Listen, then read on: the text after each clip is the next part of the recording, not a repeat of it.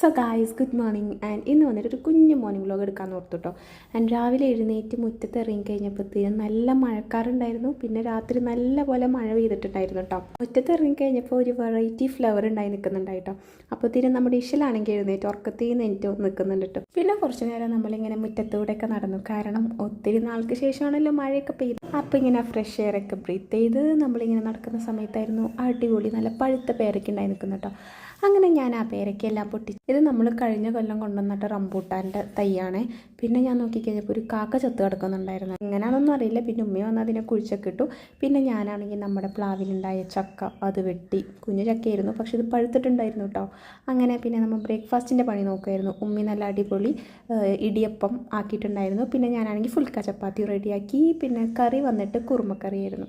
That's all guys about today's beautiful morning. And നിങ്ങളുടെ breakfast എന്തായിരുന്നു എന്ന് കമൻറ്റ് ചെയ്യണേ. വേറെ വീഡിയോ ആയിട്ട് കാണുന്നവരെ ടാറ്റാ ബൈ.